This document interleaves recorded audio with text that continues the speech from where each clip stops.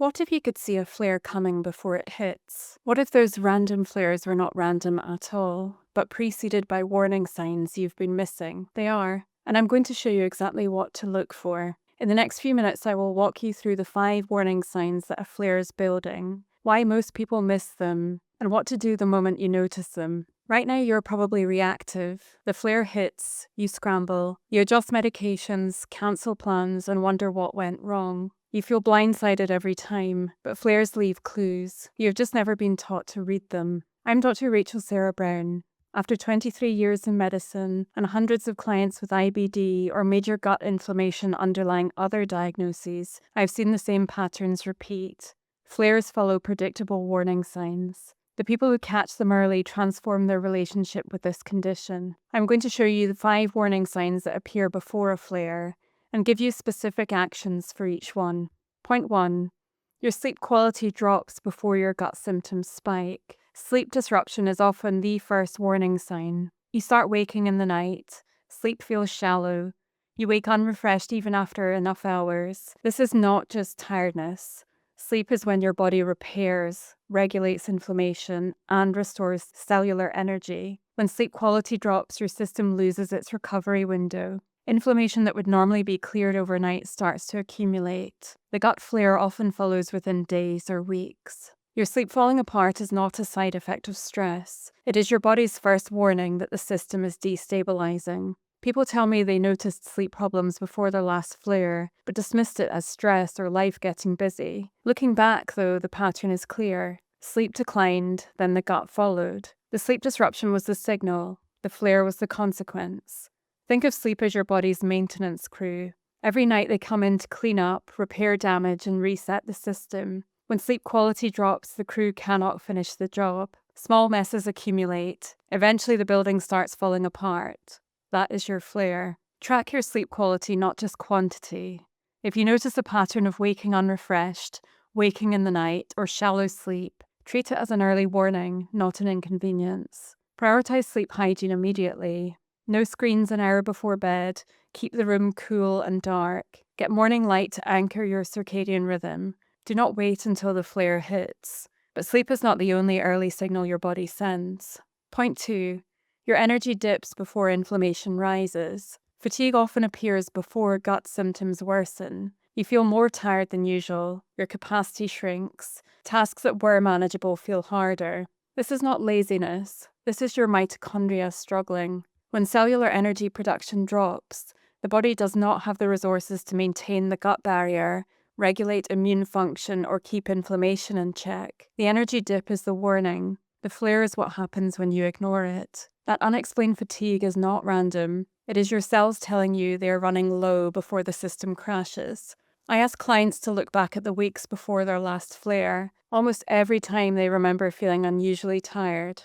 They pushed through it because there was no gut symptom yet, but the energy drop was the signal that the system was already under strain.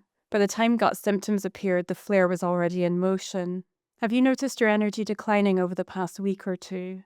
Are you relying more on caffeine or willpower to get through the day? Does your body feel like it has less reserve than usual? If yes, your system is sending an early warning. Do not wait for gut symptoms to act. Reduce demands immediately. This is not the time to push through. Prioritize rest and self-care. Reduce commitments. Give your body the chance to recover before the flare takes hold. And there is another warning sign that most people completely dismiss.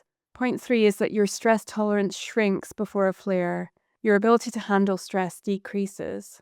Things that would normally roll off your back start bothering you. You might feel more irritable, more reactive, more easily overwhelmed. This is not a character flaw. This is your nervous system signaling that it is already maxed out. When stress tolerance shrinks, your body has less buffer. One more stressor, even a small one, can tip the system into a flare. The emotional fragility is the warning that your capacity is depleted. Feeling more reactive than usual is not about what is happening around you. It is about what is happening inside you. Your system is already strained. People often say their last flare followed a stressful event, but when we dig deeper, they realize they were already feeling fragile before the event. The event did not cause the flare.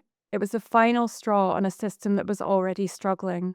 The shrinking stress tolerance was the real warning sign. Imagine a glass that's already 90% full. One more drop and it overflows. When your stress tolerance shrinks, your glass is nearly full. The stressful event everyone blames is just the last drop. The real problem is that the glass was almost overflowing before it happened. Are you feeling more irritable or reactive than usual? Do small annoyances feel bigger than they should? Does your emotional capacity feel thinner? If yes, your nervous system is warning you that a flare may be building. The issue is not the stressors. The issue is your depleted capacity to handle them.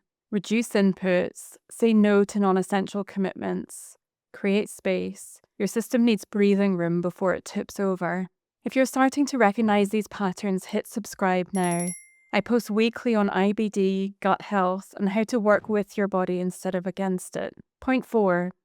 Subtle digestive shifts appear before the storm. Before a full flare, you often notice subtle gut changes. Mild bloating that was not there before, slight changes in stool consistency, a bit more urgency or frequency. These are not the flare. They are the early signs that the gut barrier is starting to struggle. Most people dismiss them because they're not dramatic, but by the time the symptoms become dramatic, the flare is fully underway. Catching these subtle shifts gives you a window to intervene.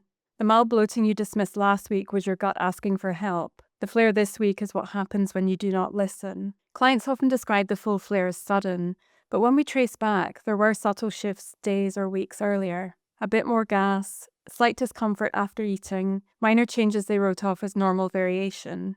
Those subtle changes were the gut's early warning system. The flare was the alarm going off after the warnings were ignored. Stop dismissing mild gut symptoms as nothing. Stop waiting for dramatic symptoms to take action. Stop assuming subtle changes are just normal variation. Start tracking subtle digestive changes daily. Start treating mild symptoms as early warnings, not inconveniences. Not to create any fear, but to preempt bigger difficulties down the line.